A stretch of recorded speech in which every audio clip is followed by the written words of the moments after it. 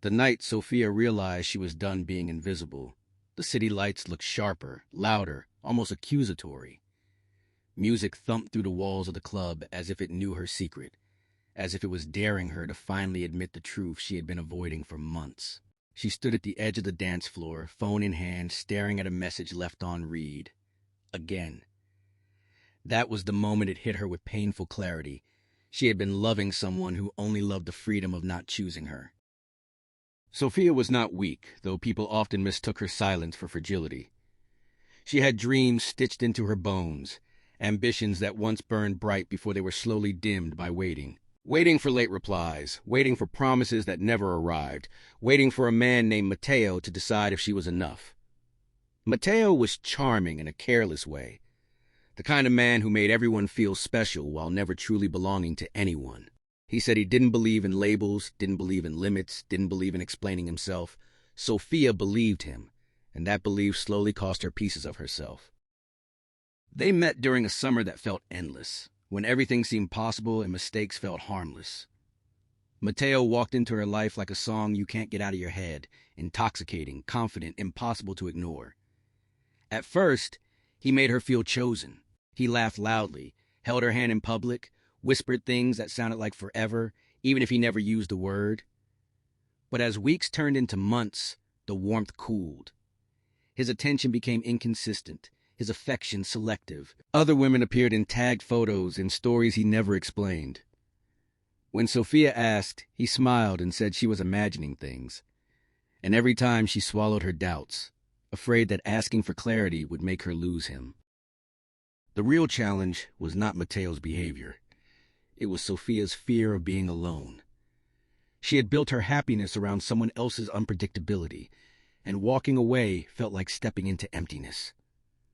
Friends warned her gently at first, then more firmly, but she defended him every time. She said love was complicated.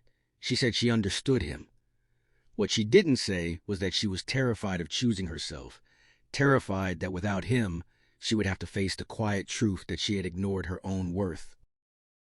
The breaking point came unexpectedly on an ordinary afternoon. Sophia saw a video of Matteo dancing with another woman, his hands familiar, his smile the same one he used with her. The caption was careless, unapologetic. Something inside her finally snapped, not in anger but in exhaustion. She didn't cry immediately. She felt empty first, like a room after the music stops. Then the tears came, heavy and honest, carrying months of suppressed hurt. That night, instead of confronting him, Sophia did something radical. She chose silence. She turned off her phone, went home, and looked at herself in the mirror longer than she had in a long time. She barely recognized the woman staring back. She saw someone who had been shrinking to fit into someone else's life. And for the first time, she said out loud, "This is my fault too." Not as self-blame, but as power. Because if she had played a role in losing herself, she could also play a role in finding herself again. Walking away was not easy. Matteo didn't chase her immediately, which hurt more than any argument could have. When he finally noticed her absence, his messages were casual, confused, almost offended. He asked why she was acting distant.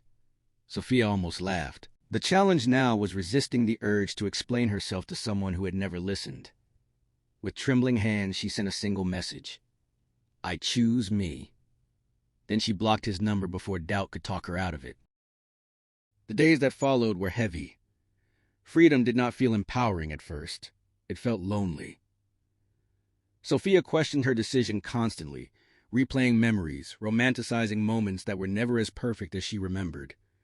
Healing was not linear. Some mornings she woke up strong. Other nights she missed him painfully. But slowly, something shifted. She started doing things just for herself again. Long walks with music in her ears, late-night conversations with friends she had neglected, dreams she had postponed quietly returning to the surface. The real resolution came when Sophia stopped needing closure from Matteo. She realized that not every story ends with an apology or an explanation. Some stories end when you stop begging for clarity from someone who benefits from your confusion. She didn't need him to admit he was wrong. She needed herself to accept that love should never make you feel like an option. Months later, Sophia found herself back in the same city, under the same lights, but everything felt different. She wasn't searching for anyone's attention. She wasn't waiting for a message. She danced freely, smiling for no reason other than joy. When someone new approached her, she didn't rush, didn't attach, didn't disappear into the idea of being wanted. She knew now that being chosen by yourself is the most powerful form of love. The story doesn't end with revenge or regret or Mateo realizing what he lost. It ends with Sophia understanding that sometimes the bravest thing you can say is "Mala mia," not as an apology to someone else, but as a promise to yourself. A promise that you will never again abandon your own heart just to keep someone who was never fully yours. And in that realization, she found something stronger than love. She found dignity, peace, and the courage to walk forward without looking back.